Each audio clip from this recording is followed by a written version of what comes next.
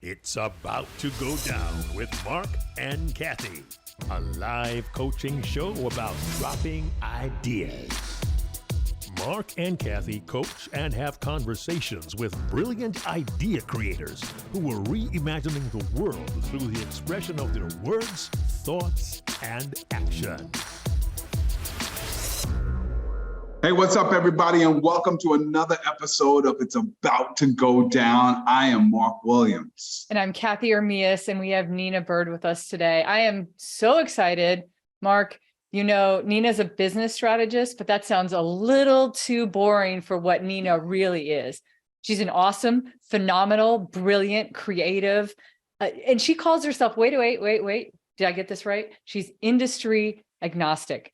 So not only is she this amazing strategist, business strategist, but she has had the pleasure of working with companies really small and really helping them make an impact in the world, to working with leaders at, you know, multi-billion-dollar companies. So it doesn't matter. She's agnostic. And I love this idea that we're talking about today, because Nina brought to us this idea and she said, you know, I was helping companies with creating their annual plans. Like, how do they prepare for that? And what she realized is companies spend a lot of time looking at that, but how much time are they actually doing that with their own lives? So the idea that we're going to kind of cover today is like, how do you pre-plan these highlight reels of your own life? Nina, please welcome to our show. We're so happy to have you. And tell us a little bit more about this. We're excited to jam with you on this.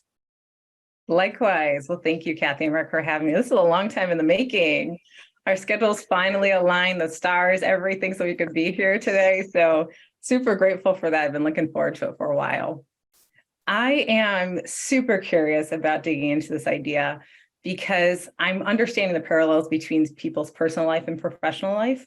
I've been a consultant for almost a decade, and having my own consultancy, I got to really create and make up the rules of how I wanted to operate and work with people. So I do kind of off the wall, really creative ways to get people in and out of their bodies, in and out of their thoughts, and to think about problems differently. Because at the end of the day, business strategist essentially just means a problem solver. So from big, hairy, audacious problems to seemingly invisible problems, that's basically what I'm doing, is I'm problem solving every day with clients.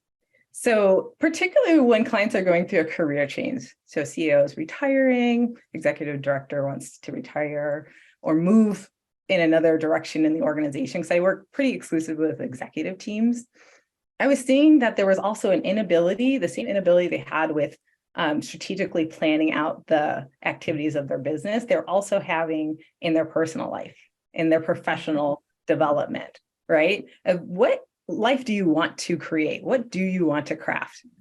One question that I really had in my mind that started to prompt this conversation for this topic was around your accomplishments, because those are big milestones in most people's lives, right? And I really think at the end of your life, you're not thinking about work, you're thinking about almost everything else that you've done. And so I'll ask my CEOs, particularly ones that are transitioning, what's the greatest accomplishment of your life? And you can't say your partner, you can't say your children. And a lot of people have trouble answering that, whether it's the CEO of a billion-dollar organization or the CEO of a tiny little nonprofit or an individual coach. Most people have a lot of trouble answering that question. But the way you answer that question says some of the most about you, right? It says what's important to you. It talks about your life's works and accomplishments. Reframes your identity. So I think that's the question that I really love to start with. What a question. I wonder, Marc, I know, right? I would like, it makes me feel like I'm already failing a test that Nina, like she gave us a pop quiz and we're like, fail. No, Marc, what do you think? I love that. I love that as a question, and it just brings her idea into perspective. All right, before I fail at answering this question. That was a hint. I see how I set you up for that one, Nina? I knew you were going to say that. I don't believe in failure. I know you don't. I know you don't. Before I answer the question, actually, I have another question for you that might actually help me to answer the question. Do people struggle with this question because of the amount of choices that they have in their head? Or is it because of the superlative of, greatest accomplishment? I think it's the latter. Oftentimes I don't, at least in my experience, I've asked this question probably hundreds of times. Oftentimes I don't hear people say, well, I'm not sure, it could be this, this, or this. That almost never happens. Okay. A lot of people say, well, I don't know if I've done it yet. And then maybe they'll reach for something they're really proud of, but they're not sure if that really exemplifies the greatest accomplishment in their life. That's great enough. And so it's really interesting. That's not how I anticipated people would answer the question, but it is how a lot of people deeply struggle with it. And you can talk to a CEO who's retiring at 76 years old and has all the things we would seemingly say would be markers of success and still struggles with that question. Man, see why you're good, Nina. I see why you're good. Right? All right. See, I told you. Yes. Because here's the thing. As soon as you said it, I thought, wow, I could say this or I could say that. But is that the greatest? Because I'm thinking about what could be. I'm so future. I'm thinking about the future that it's like I don't know if I want to blow up any in particular thing. So I have to admit I'm struggling with this question. So could the answer be in the invisible as well, right? Like there's a lot of things that we do that become our patterns, or things that we do that we might over time, we might have become really good at something. Like, for instance, I could tell you about my mom. From when I was a really young age, my mom, I would watch her take care of her body. She would always exercise, she would eat well. And like, I just watched her over the years, and I watched how her and my dad aged very differently. My mom's aged very, very well. And she's, now if you ask her, what's the greatest thing you've ever done your whole life? She's probably not going to be like, I'm super healthy. Like, but if somebody else might answer that question, and maybe that's a good way to ask the question too. What would somebody else say is some really big accomplishments? Because then that they would say different things. So I like that. I like what you asked back to Nina as well, Marc, because that kind of helped clarify that. Yes, and sometimes in 360s, I'll ask this question. You're onto something there, Cathey, because we'll ask other people that know the CEO, what's the greatest accomplishment of her life? And they all say very different things depending on when and how they know the CEO. And it's interesting because it always shows the true character of an individual. And it's often things we can't see for ourselves, our greatest skill set. Because it's not, character develops in a very non-glamorous ways, right? It's done behind the scenes. It's done with grit, when you're up against really challenging obstacles. So understanding someone's character is a really helpful frame to understanding how they've moved through life and what their accomplishments actually are. So I think that's also another way that you can approach the questions by asking other people. And we get very different answers when we ask other people. I will say this, typically the answer has something to do with something philanthropic or something that is humanitarian related, something you've done for your fellow human that you felt was a contribution to society, whether it was through your company, through philanthropy, through helping someone you didn't know. Those typically tend to be the answers that resonate with people the most.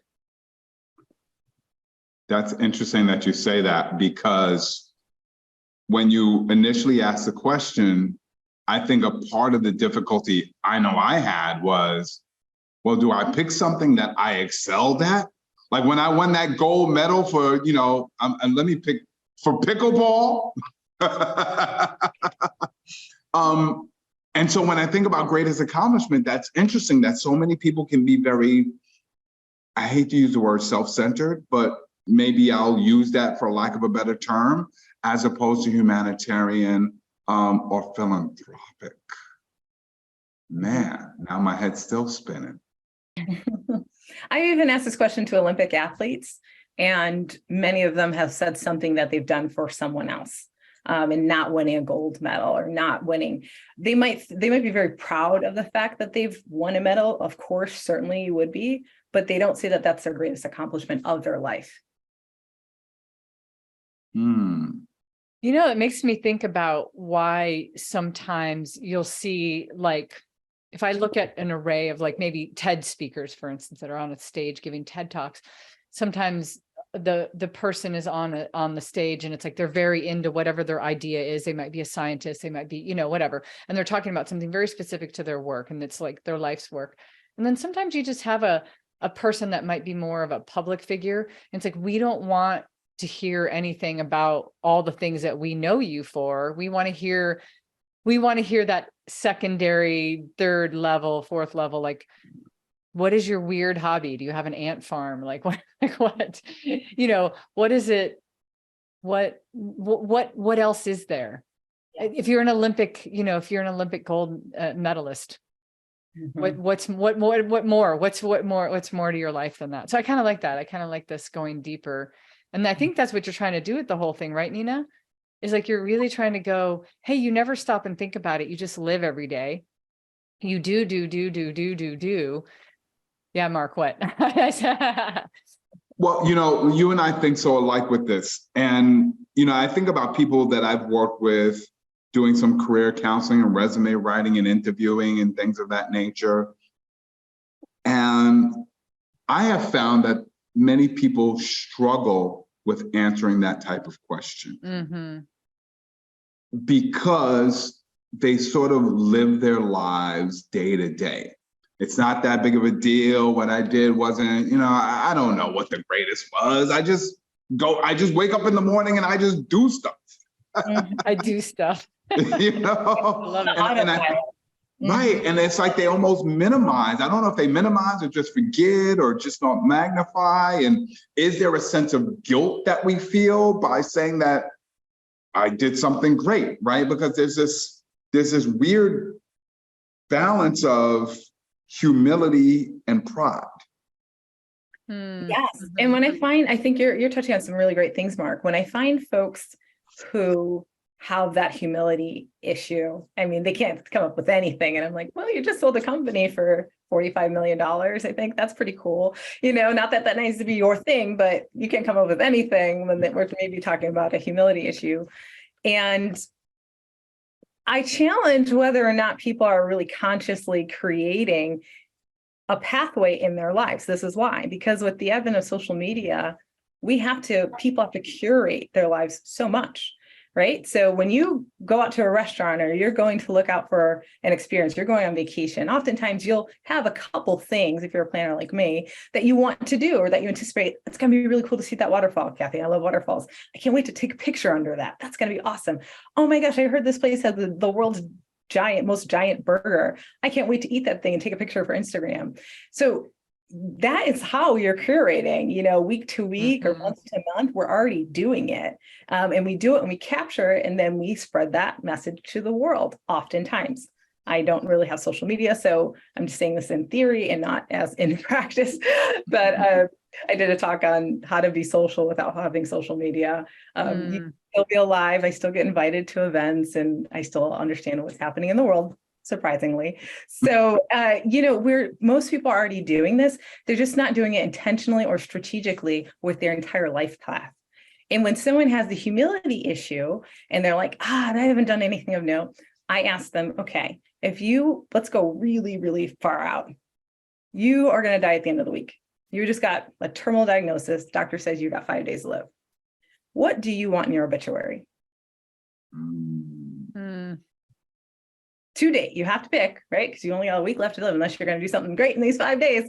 What do you want to be written there? Because if you don't write it, your husband, your partner, your kids, your employees are going to write that for you. So what do you want to be written about you right now?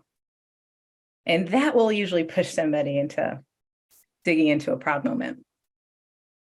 I love that so much, Nina, because, it's kind of like a reverse engineer, isn't it, too, even? It's like you want them to write that thing. And then if you're not already doing that, make that a reality. I kind of like that as well, because I can see with some of the work that you're doing, especially where somebody might be exiting a company or exiting a leadership position. It's like maybe they've worked a really, really long career and it's been hard. And sometimes families suffered because of it. Vacations have suffered, time off has suffered. But if you look at your life as a whole, like from beginning to end, and you were to write something, that's important. That's like critical. That's not covering one chapter of your life or one decade. That's covering your whole life. So I really like that. I think that would make people go, well, if I wanted to say this, where's the gaps? What do I need to fill in? Yep. So we actually write people's, help them write at the end of our work, their current obituary, if there's something, God forbid, was supposed to happen to them immediately, like in this age, in this era. And then we write it for 10 years into the future, especially as they're retiring. What do they want? So then they understand that that's their new bucket list. That's the path for them of the things that they want to be written. If you want to make them true, we got to make them true. And then we create a plan around that. Nina, we were already thinking the same. I love that. Nina, you know what you reminded me of? School trip many years ago, we took a group of students to the New York Times building in New York. And they shared with us that there's an entire, I don't know what you want to call it, an office, a department or whatever, where they already have pre-written the obituaries for just about every famous person on the planet. Right? It's like eerie. It's like they're just waiting. Like as soon as the news drops, we don't have to wait a second. We've got the highlight reel, we've got the articles, everything. And it sounded a little eerie, but in a sense, what you just said is interesting. I think we think we're planning our lives. But are we really? And what's the difference between planning your life and curating your life? Because I love that word. Yeah. I love that word. What's the difference, Nina, between planning your life and curating your life? Well, I think I love the word curate too, and I'm so happy you pulled that out. Curating your life is intentionally around emotional experiences, right? You're looking to have an experience. Why do you want to have experience? Because you want to experience a particular emotion. All emotions are connected to experiences. Planning your life is just a series of activities. I get up and brush my teeth, right? Plan that, right? From 5:15 a.m. to 5:21 a.m. I brush my teeth and I floss my teeth. Then I shower, And so you can plan your life. That's what Google Calendar is for, right? It has my life pretty well planned out. Someone can get a good idea of what I do based off of looking at my Google Calendar, but they would have no idea about how I curate my life or my experiences, or the things that I'm most looking forward to, or the things that impassion me, that I'm most, activated by. That's the curation. Those are the moments that we take extra time, we spend extra money, we collaborate with more people so that we can have the highest experience possible. That's curation. I love that so much. I love that. That's such a great question. It makes me think too. So obviously, Nina, you think about this way more than Marc and I, because everything that we've thrown at you, you're like, well, I do this. And I'm like, of course you do. That's why you're brilliant. You have a whole, nobody can stump you because you've thought about it. You've seen every answer. You've seen every non-answer, I love this. And so maybe I never thought that was true, but I've been married. I've been with my husband for 9 years now. And it was a huge problem for us our first 2 years because he's also an educator. And he would some random article out of Russia. He loves politics and history, and not my thing, but I still understand it. And so he would talk about some obscure war or talk about some conflict deal. We talk about public policy. And I'd be listening. He's like, do you have any thoughts on that? And then I just spit out a whole bunch of information. He's like, how do you know more than me? I know the article you're talking about, and I would agree in this. And it's like, are you upset that your wife is intelligent? Like, you should be. Are you mad about it? Were you trying to have a one-way conversation? So he always said, I'm never going to be able to stump you. I'm like, okay. But at the same time, I'm always learning, right? Because I'm a sponge. I'm observing all the time. I have to for my work. And I think another career, if I wasn't a business strategist, would be a psychologist. I endlessly fascinated with humans. our I dynamic. know. That's three of us, right? It's fascinating, philosophy. And I mean, I can read articles all day if I wasn't careful about human psychology and behavioral psychology. Yeah. I think you're sitting in a room with two other people that are the same, right, Marc? Yes, We're both, absolutely. I think the work we do, we're very fascinated with it. We're like, how Yes. do we get to the psychology of people? Love it, love it. Maybe, Nina, this is the thing. And, okay, I feel like I'm a broken record because I always bring it here, but I'm going to bring it here again anyways. Because I think we could probably talk all day long about like what you're doing, but how do we get people, like how, if you were bringing this to a general audience, meaning the world. So basically, like you're giving a TED Talk tomorrow. You want the general public to know, not just people that you're working with, but just generally, like that we don't do a great job at curating our lives, or we don't do a great job of realizing what maybe some of our highlight reels would be. How do we get people in that space? Like, how would you motivate somebody to get into that space? Well, I think it's best to look backwards and have a retrospect on your life thus far. And that helps you get closer to answering that question of what is the greatest accomplishment of your life outside of your family. And when we do that, there are moments that we automatically clue into, right? Because they evoke some strong sense of emotion, usually joy, happiness, bliss, excitement. And when you take those moments, you see the common thread. What's the common thread with all those moments? Right? For your life, there's something there that ties all those moments together about you that's uniquely you, right? If it was helping, to rescue elephants in the Sahara, if it was going on a cross-country trip with your friends in college, or backpacking through Europe, if it was doing aid relief, right? If it was planting trees, whatever that thing is, those moments are your highlight reel that you can look back on. We all have them, right? And I say highlight reel, or another way to think about it is the most replayed parts. In a YouTube video, I'll have stars where there's like a peak, right? Or a TED Talk, it'll have a peak of where people go back to and replay over and over again. Well, because you're getting an emotional experience out of that part. You're getting wisdom, knowledge, something that's evoking experiences. So people go back and watch it over and over again. There's usually like 2 or 3 per video. Well, what are those moments in your life? We need to go back to them and replay those moments for ourselves, because that gives you the key to the future of where you should be spending your time. To maximize joy, to maximize bliss, to maximize impact for yourself, you've got to look at your own highlight reel and your most replayed moments that you can think about all day, every day. I can think about it now. I can think about moments with my niece. She's hilarious. I have 3 nieces, but one who's really young, doing just amazing stuff. I can think of moments with my parents when I was a kid. I can think of doing work overseas. I can think of getting married. What went into those moments, and then how does that create a guide for my future? Nina, I heard you use a plural there. And I was thinking back earlier when you asked about the greatest moment. And you said that the exercise of, for those who might be struggling with humility, if you were writing your obituary. And then I just heard you talk about moments and parts. And maybe I'm also influenced because I just went to the Met with my wife and my daughter. I know, as such a New Yorker, that was probably the first time I've ever but I'm going to, and first of all, I'm now a big fan of Monet. You probably would have never heard me say Monet before, like this weekend, right? And what stood out to me being in the museum is there's not just one piece of art.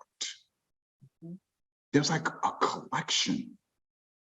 And whether we're talking about past, actually not even whether, in addition to talking about the past and the future, what has been the experience like with asking people about multiple moments that they can curate? What has been that experience for you, if you've done that? Yeah, so once we moved to, particularly with CEOs who are transitioning their career, I'm doing this right now with a woman from the wine industry who sold her company a couple of years ago. And she was saying, just because I'm retired, people think I'm just going to get up and play golf and that's it for me. And she's like, I think I got another 10, 20 years easy of having impact on the world. And so we started to talk about, what does this look like for you? Do you want to stay in this industry? Do you want to do something else? Do you want to empower women?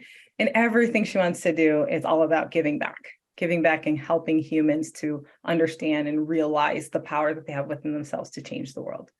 And oftentimes in this case, she cited 6 examples from boards she sat on, from trips she's made. I want to do more things like that. How do we connect that, make it impactful? And also, I still want to earn an income because I'm very motivated by still working. And that's not going to change for me, even though I do have wealth. I still want to work. So we're tailoring her process to look at the industries that she's already intersected with in her passion areas to find her new career path as a consultant. And I love doing this for women. It's great. It's a vertical that completely created itself. It was never a service I offered, but people kept calling me and emailing me about it. And they're like, I'm not even sure the right person for this, but something tells me you are, and you can help me with this. Sure. I'm like, actually, I've done this quite a bit. So let's just start the plan, start the path. Wow. So let's then take what Cathey was talking about, right? We're going to put you on that red circle for this TED Talk, because clearly there's a demand and there's an interest in this. But you've only got 18 minutes, right, Cathey? 18 minutes. Or less. Or less. Yeah. To get people to be interested in learning about this idea. What's the first thing you say to them to get them interested? We plan as humans right now, we plan really well for pretty pictures. How do we get the shot? Right? We all know how to do that. Yeah. We know how to do that really well. It might be some editing. We plan for pictures, but we don't plan for experiences, meaningful experiences that are important to us, uniquely important to us. The number one killer of people, do you know what it is? The number one reason people die? From an emotional standpoint. Oh, from an emotional standpoint. Loneliness. Yep. Yeah. You got it. Loneliness. The average American right now has 1.5 friends. Don't ask me how 0.5 friends is a thing. I'm like, is that a baby in Utah? Like, what is that? But the average person only has 1.5 friends that they can rely on, people you could call an emergency, people that will pick up the phone no matter what. So we have a crisis of loneliness, and yet we are displaying our lives and trying to plan our lives down to a 10, 15 minute sometimes interval in our calendars for pictures and not for experiences. What if you could curate your life to have the maximum experiences that you want to have for the rest of your existence? What if you could do that? Would you do it? Yeah. Without question. Yes. Mark's like, sorry, I'm slow to the yes, but I'm here. Great. So if that's the invitation, then the first step is we're going to look at your life thus now. We're going to take a retrospective and understand all the experiences that you deem to be important that have created your life path so far. Then we're going to look at the agency in that, within that. What of those experiences did you have agency over that you were able to curate?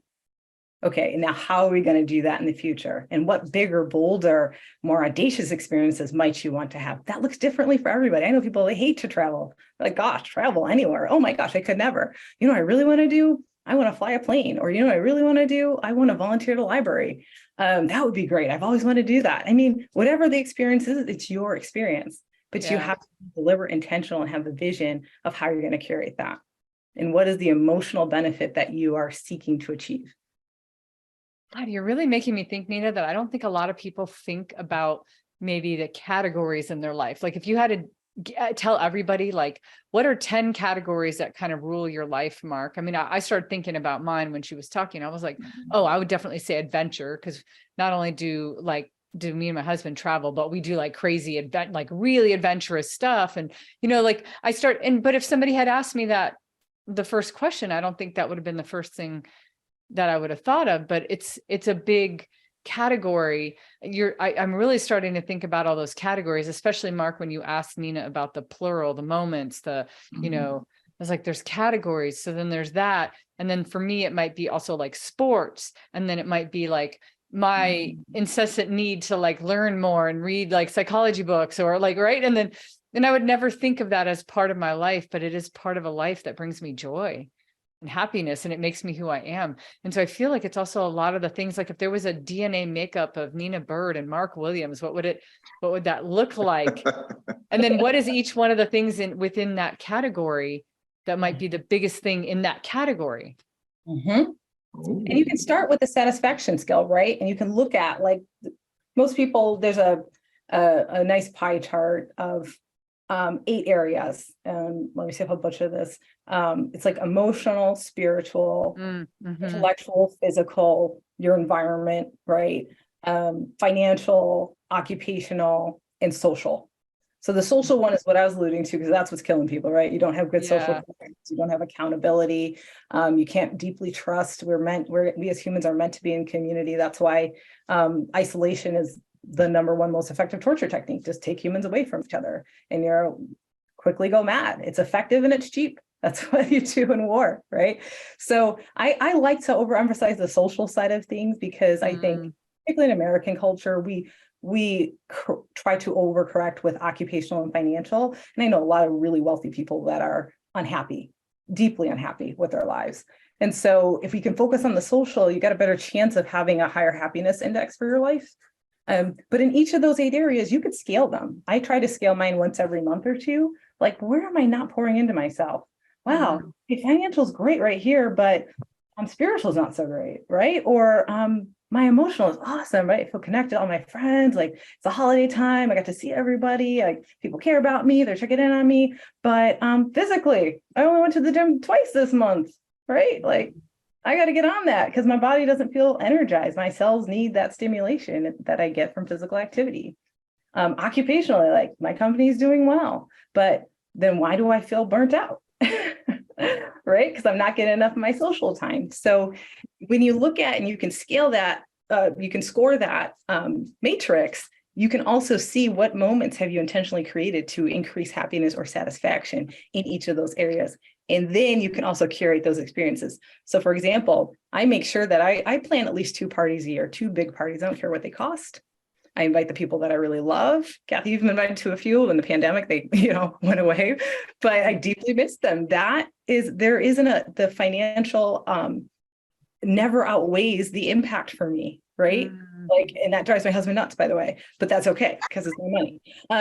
And so if I need to host a big party with all the people that are near and dear to me, at least see them once every other quarter, that makes my social factor go through the roof, and that can sustain me for a month or 2. No problem. Yeah. So are we doing things and you can plug these things into your calendar to make sure you're curating these experiences. I also think about who's going to be at my funeral. Who am I going to care about enough that's going to get an invitation? Well, does my family know those people are important to me? Because I'm not planning my funeral. Someone else is, most likely. Right. And if not, who are the people that you think, or who are the people that show up that you were not very close to? Right. Right? Like, you're important, but they're not necessarily important to you. There's always those random people at a funeral, right? And you're like, how did you know Jim? It's like, well, I saw him 10 years ago at a hockey tournament and I haven't talked to him since. That's okay. And how are we making sure that we're engaging with the people that are in our first tier, our first circle of community? That's what's most important. Like I said, we can do that for social media. We can do it for our life. We can do it for our company. And I think it just takes the deliberate intention and the excitement, because planning things to me is very exciting. It's exciting for me to think about all the places I want to go, all the nonprofits I haven't even impacted yet, the boards I want to sit on, the different junctures of my life with my future children, what other house we might buy somewhere. Like, these things are exciting. What art exhibits that I haven't seen in France or in Italy? What types of community-oriented service opportunities can I do? I used to build houses with Habitat. Like, is there something else I can build? So plugging those things in, I think, also allows you to look forward to things that are outside of your work, because work on average does not make people happy. It does not increase satisfaction. It just is a means to end for most people. We are all, I think, lucky enough to be in industries and in careers that we really love and enjoy. But we are the very rare. We're less than 8% of Americans. So I want to recognize that privilege, that this is a way that people can also achieve satisfaction in their life. by planning in all the other ways that they have agency and curating the beautiful parts of their life, the parts that they're going to be talking about on their deathbed. I got to tell you, I'm loving this. I'm already thinking about the next family vacation, because quite often we just plan a trip, but we're not planning. We're not, to use your word, we're planning the picture, but we're not planning the shot, right? Yeah. I love that. Yeah. I love thinking about, it's not just where we're going, but what can we do? What is that emotional experience that we can curate and create so that when the vacation's over, like that's gonna be the memory. It's not just like getting on the plane, right? It's not just packing the suitcase. But I gotta tell you, Nina, here's something else that really stood out to me, especially when you were talking about the 1.5 friends. I gotta figure out who my 0.5 friend is. Right? I tell you who it's not. It's not Cathey. She's all the way live. She's all the way live. It made me wonder about that group shot.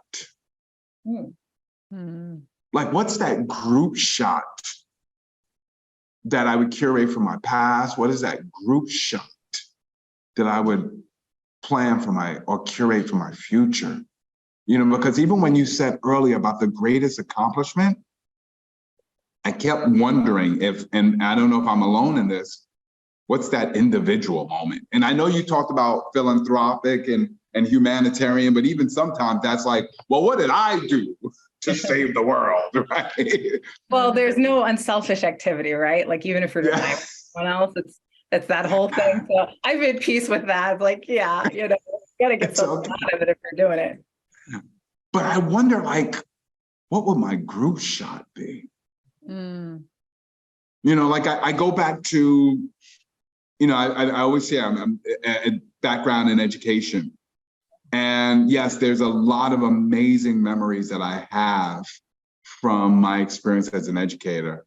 And you got me thinking today, though, but if I could pick one group shot from my time as a teacher, it probably would be this one day when we were on a winter trip and there was a dance at night and they played this song by the Youngbloods, Damn.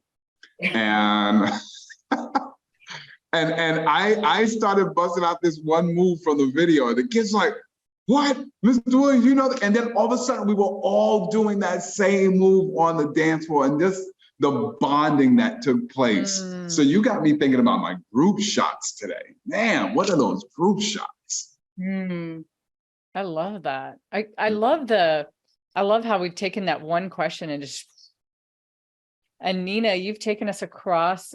We know that you practice a lot of futurism and talk about that a lot in your work too. And so it's really cool that we went in both directions, that you took us backwards to like see what has been the greatest accomplishment, and then like taking the word curate it and like how do we curate. I love that you brought up the categories. I wasn't thinking about the generic categories. I was thinking about kind of the custom ones, and that might even be hard for somebody. So I love the 8 categories where people could.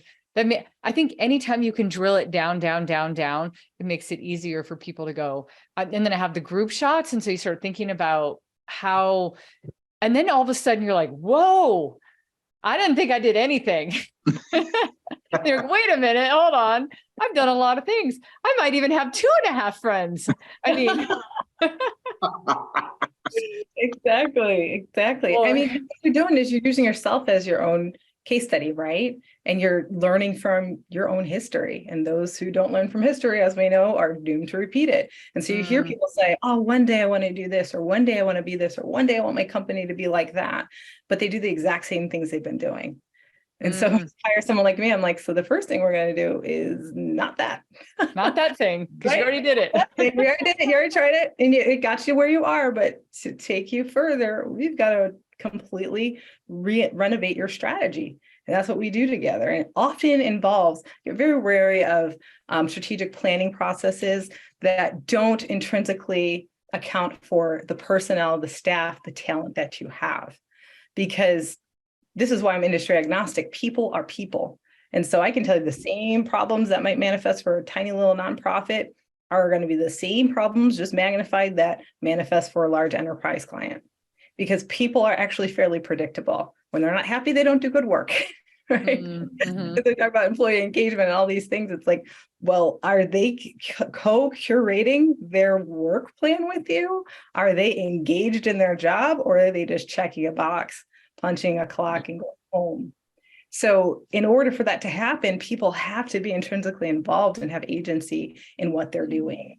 And so you do that at work. We need to learn how to do that at home and in our personal lives. And I promise you'll have a more fulfilling life if you can do this.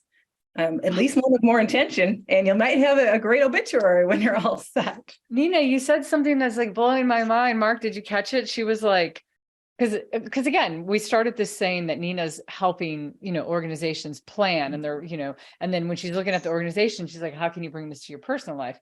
And then she said, hey, when I'm working with a company and they want to grow and they want to do something different, I'm like, okay, what are you doing? Okay, awesome. We're not doing that. Like, that's something we should totally bring. We should cross over into the personal thing too, because a lot of people so if they love travel, that's awesome. They're like, oh, I haven't been then to Italy, but I have been to Spain, or I have been to Greece. But maybe also a little push to curating some of those better emotional experiences. Okay, what have you already done? Okay, we're not doing that. You have to find something new to do, some new experience, something that you haven't done before, like do the new, or, like find the new or something like that. Well, that's, I don't know. It stuck out to me. I appreciate that, because that's how we grow, and that's how we change. And I think people think of change as like, a not great thing, but, innovation is the ability to see change as an opportunity, not a threat. That's Steve Jobs. And so I just see endless innovation, endless possibilities to keep iterating your life. I'm not one of the people that understands going back to the same country. Like, if you've got one trip, you're going to spend thousands of dollars a year. I'm just not the type of person, no shade on people that are like this, to go back to the same place in the same country year after year with the same people. Thing. Yeah. Life is too short to have like these same experiences. Now, if that brings you great joy, keep doing it. But I think I think people get afraid of change. And once they find a variable that works for them, they stay safe, they stay small. And that's where your journey kind of ends in terms of curating experiences, because you're not taking the leap to get out of your comfort zone and try something new. That's the edge of innovation. That's the edge of something wonderful. Whether it's a trip, whether it's talking to a new person, whether it's learning a new skill, we have to keep growing as human beings. And if we do that in a curated fashion, we're going to have tremendous satisfaction in our lives. And when you have sort of satisfaction in your life, so does your team, so does your staff. And that's why, we talk about this personal versus professional thing. And I also think there's a huge issue with the word professional and what that even means. But now in the pandemic, business and personal are blended. You got your kids running around in the background, working from home. It broke it all down. And I loved every moment of that. I was like, yes, the systems are finally making it. Everybody can see it, not just me. And so now people can come to work with more of their full self and not have to hide, right? Yeah. And so they can go in and they can say, no, this is what I'm going through. I maybe need to take a personal day because there's a death in my family, or because my partner is sick, or because we're having work done in our house and I can't hear anything. We've got to reorientate what we're doing to make it work for humans. That's the whole point of us working together and doing anything. We're trying to create change, hopefully global change, make our lives better. And so if it's not working for the CEO, it's not working. So that's the first thing I talk about, is like, what brings you joy as an executive leader? Because those passion moments are things that we need to infuse into the business so that you can take it further. And if you can't think of those moments, then we're going to find some, we're going to work on some. Because you got a happy CEO, you got a happy team. It's not a coincidence that really grumpy CEOs who are going through really tough things, divorces and custody battles with their kids, you'll see a correlation to their numbers taking a dip, to satisfaction decreasing. So we got to protect the personal side of the business, which is a human. The end of every business is a human leader, at least for right now, before AI comes online, right? Like, yeah, no kidding, right? Around that. And that's an exciting, innovative challenge for me. Yeah, I love that. I coached a lady several years ago that she had gotten cancer twice, and then a third major thing. It might have been a third different type of cancer. She used to be a news reporter, and she was giving a TED Talk, but she ended up giving a TED Talk on her book, and it was called I Dare Me. Her daughter kind of dared her to do something new every single day for 365 days. And she considered things that were new if she hadn't done them in the last couple of years. So if she'd ever jump roped in her life, but when she was a child, but hadn't done it in, 30, 40 years, she would jump rope one day. But the things that she learned from curating, I should say, right? Your word, Nina, great word, curating all of these experiences that she tried. It made me think, one of the things I'm taking away from this conversation is I would love to come up with a list of maybe 10 things and give it to all my friends and family and be like, I'm going to try 3 of these things. You get to pick whatever the highest come up. I'm just going to try them. And I've never done them before. And I'm going to try. Like, it just makes me think you've put me in this excited mood about just trying different things. And then also having not putting a bunch of shade or being too humble about things I've done in the past, but really try to pull them out and go, oh, these are some cool things I did. Some of them for the community and the world, and some of them that maybe are for myself or for people I love. And that's the beauty. You get to find out what makes you tick and what makes you excited. But who doesn't want to be excited about their future? Or proud of their past. Or proud of their past. Yeah. Exactly. It's not even or, just and. Right? Yeah. True. Every human being wants that. It's at the very core nature of who we are. I love this do the new thing. First of all, I love this phrase, passion moments. I wrote that one down. I just love that phrase.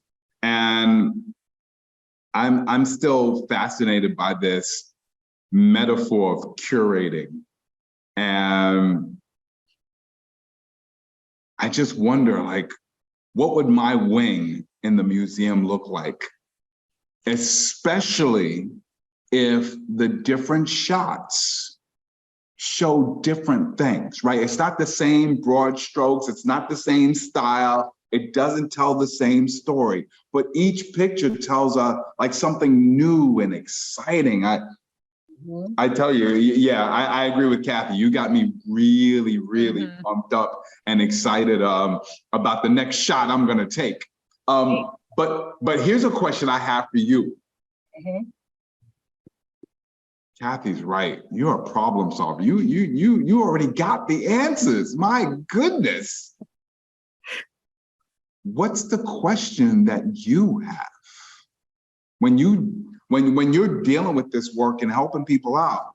What is that burning question that is on your mind that still makes you curious about how to help people with this? I'm going to go a little metaphysical.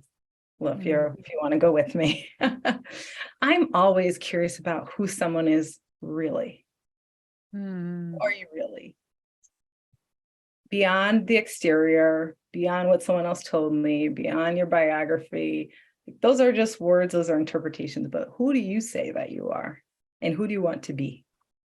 And a lot of that comes from why. Why are you this way? Why do you want to be this way? What makes you tick, right? It's that psychology element. But we take it even a step further. I believe in an afterlife. I believe that, energy is neither created or destroyed. We are just recycled energy. We recycle and go somewhere else. And I'm really curious on the other side to see who we are. Because on the other side, you see everything, supposedly. You get to understand everything in terms of energy, what it is and how it is. So you don't see all the masks. You don't see all the interpretations. You just see the pure essence of who someone is. That's kind of what I'm always searching for when I work with people or engage with my friends or family. Where is this coming from? Who are you right now? It's your highest self, your essence. Who are you? And why are you this way? And if we can get back to that, because everybody is just so incredibly unique, like every human, I'm just endlessly fascinated about how unique each human being is.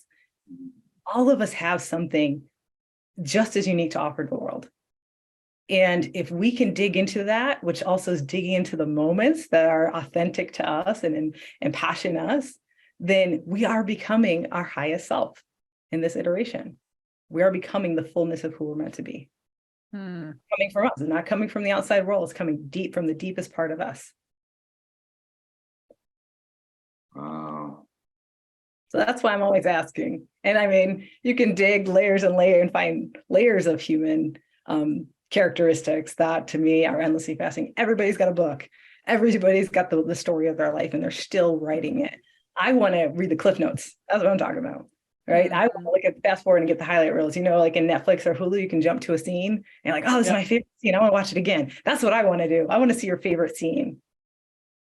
I want to make sure you're having more of those moments.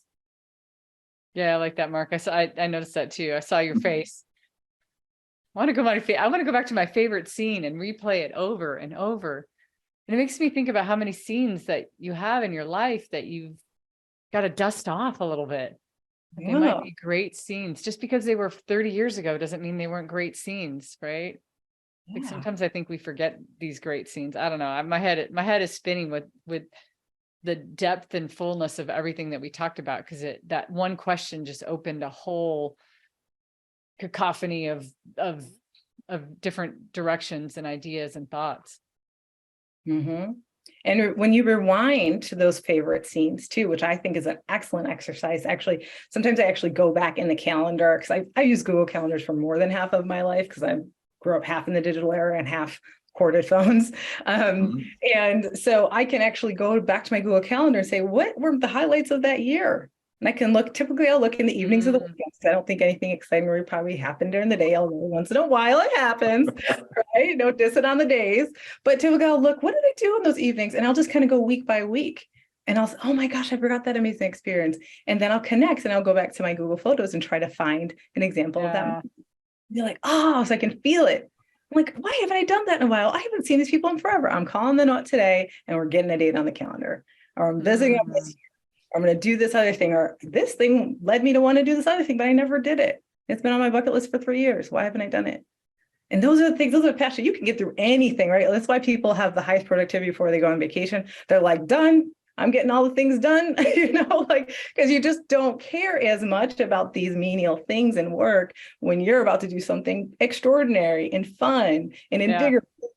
So why aren't we doing more of those things? And they could be small things. It could be tea with a friend, right? That you haven't seen in forever.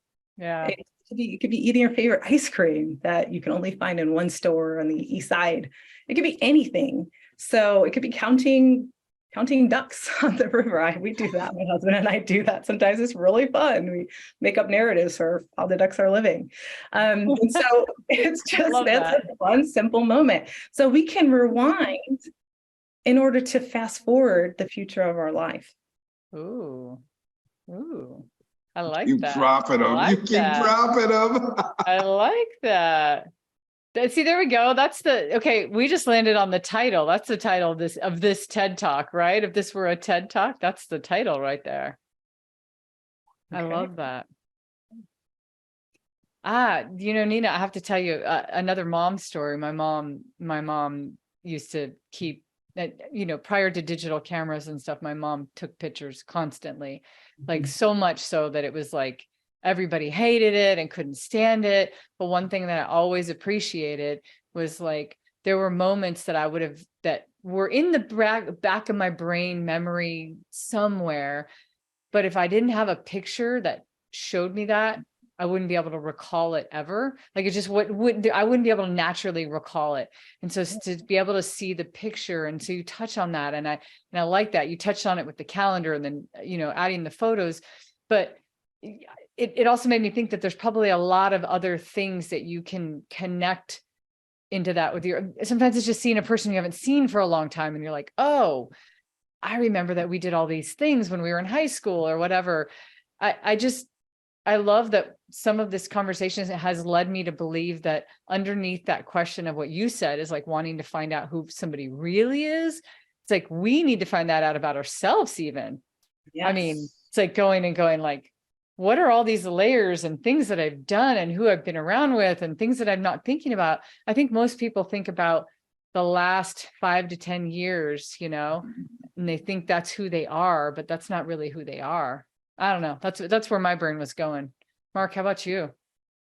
Yeah, you made me think about that whole rewind thing, and I think about now, even with our phones, I take a lot of pictures. How often do I actually look back at most of them? Right? And then those things are like, yeah, they're great for storage on your phone, but how much more valuable would it be if every once in a while we took a look at the Google Calendar, we took a look at the photos or the videos that we've recorded, and we start to actually engage with those things a whole lot more?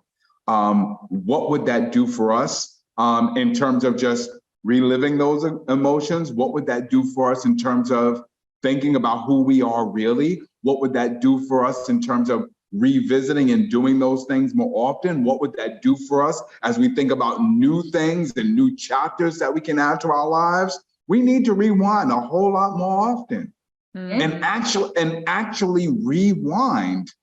And how'd you say it? We can rewind to fast forward? Oh man, I didn't capture that line as well as I should have in my notes, but I knew that line blew my mind. Yeah, rewind to fast forward to the future of your life, right? That's going to be the indicator of how you want to spend the future, how you want to move away from the past. And I'll tell you what, there's an interesting way someone can apply this.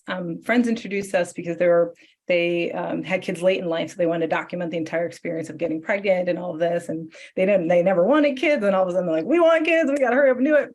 And they started using this app called 1 Second a Day. And what it allows you to do is take a picture or a video, a pull picture from that day and suggest it as, is this the moment you want to remember for the day? And what's interesting about capturing and having to articulate, this is the most important documented moment of the day, is that if you start to be intentional about it, especially with a video clip, you start to have to think through your day around the most important moment or the most impactful. Sometimes it's your lunch and you can't wait to go out, right? Sometimes it's meeting up with a friend. It's rarely a spreadsheet. It's rarely a project. Those are not the moments that people categorize. It just isn't. I think it shouldn't be, it just isn't. It's not the exciting thing that keeps people going. And so both I do it and my husband does it. And it's fascinating to see how different our days are, especially our weekdays when we're apart and we're working, and to see the threads of how we choose to spend our free time. So for example, a theme that you would see in my husband's reel every time is him gardening, carrying loads into our garden of dirt and soil. And what is this vegetable you grew? And you see the process of our flowers growing, obviously, because he spends a lot of time outdoors. And for me, you see me at every event, now we've been important long enough, you can pretty much anticipate in the fall with the fundraisers and things like that. You see the same people. Who do I actually like to spend time with? Who did I have a great time with? Who do I not have such a great time with? And then you can make strategic decisions based off of that. So he's very into nature. I'm very into social activities. And that is part of our essence. But neither of you are just into taking pictures. Not at all. And neither of us has social media. So we're actually just taking this for our mental stock. That's what I like. And I said that just because I'm just going back to one of my favorite lines when you said, we plan for pretty pictures, but how do we get the shot? Yeah. That permeates so much what I'm hearing today. And what I think people need to think about, right? And even when you go back to that original question of what's your greatest accomplishment? If I try to go through my head and my memory, I'm almost lost. It's some of it could be a blur, right? But if I were actually to look back at those shots, right, whether physically or what have you, and think about life as those shots, those moments, and those emotional experiences in time. And I think that's a great part of the question as well, right? It's on one level, it's about your greatest accomplishment. On another level, it's about your greatest emotional experience. And then thinking about what the next great emotional experience will be. Man, Nina, you blowing my mind today. And you put all that together, and what do you get? A great life. Yeah. Those are the moments. That's it. Life is just a culmination of experiences, hopefully meaningful experiences. And you do that the right way, you're going to have a great life. I love it. I think that's the end of your TED Talk right there. I think that's the line right there. That is absolutely the closing line. That's for the sure. closing line. That's the closing line. I love it. Yeah. So I was going to ask you then on that note, because that might be a great place to pause. I won't even say close, to pause this conversation. Since we started this conversation about an hour ago, and we're talking about planning, annual planning for professional and personal life, what has stood out to you about this conversation? What has resonated with you? What will you take away with you to the next talk to create that next shot? Right? What has changed for you over the course of this hour conversation? Yeah, I think the way that I think about how we curate things and how we create innovative, impassioned moments has shifted a little bit. Because you two are both brilliant. So I didn't think I'd stump you on anything here. I'm like, oh, they're going to be like this, chop it up, let's do the next thing. But you two are a great litmus test. So it shows me that even deep thinkers like ourselves need prompts to just stop and contemplate our lives. And if that has merit with the two of you, then it should have merit with others, I would imagine, because y'all are the professional speakers and storytellers. So you're hearing everything, and anything in terms of content. So that's great. It was a bit of a verification for myself. And then that we all want passion moments. Like, I don't think I would ever meet a person and say, I don't want anything to be passionate in my life. I don't want any passion moments. Because it's whatever it means to you. It could mean anything to you. And if that's something that at the core of who we are, these passion moments that we crave, then why aren't we going after them? So you really helped me frame that, around particularly the passion, not just the curated, experiences, but the passion. Let the passion be the driver of change. Let the passion be your orientation, your compass. Beautiful. Beautiful. I got to thank you so much on behalf of Cathey. On behalf of Cathey, my 5.5, 10.5 on the Richter scale friend over here, my sister, for those who are passionately driven to learn how they can curate their life, or learn from you how they can curate their life, how do we find out more about you, Nina? You can find me on my website, livetheexp.com. You can email me, but mostly LinkedIn is the only platform. I got it when I was in politics, and I never checked it. And then I started to utilize that. So Cathey knows people can find me on LinkedIn professionally, and I am on there from time to time. Nina Byrd, I'm the only Black Nina Byrd business strategist in Portland, Oregon that I know of. That's not true in New York, Mark. There's like 20 of us, but in Portland, there's one. Enjoy being the one and only Nina Byrd. Oh, well, for everybody who's watching and enjoying this conversation, if you or someone you know would like to have a conversation like this, hit Cathey and I up on our website. It's about to go down show. We'd love to have a conversation with you. We'd love to live and experience and have passionate moments and amazing conversations with you. Because it's fun, Cathey. Isn't it fun? It is so fun. It's so fun. This is a passion project, Cathey, and I'm going to say it right here. Thank you. Thank you for calling me and sharing this passion for doing this. We are, 6, 7, 8, 9 for infinite seasons deep. Wait till we curate this one, Cathey. Wait till we curate this one. Yes, and there's going to be a whole separate section just for Nina Byrd. You know it. Yes. So for everybody, thank you for watching. We look forward to being with you again for another great conversation. As always, every time and anytime, join us on another episode of It's About to Go Down.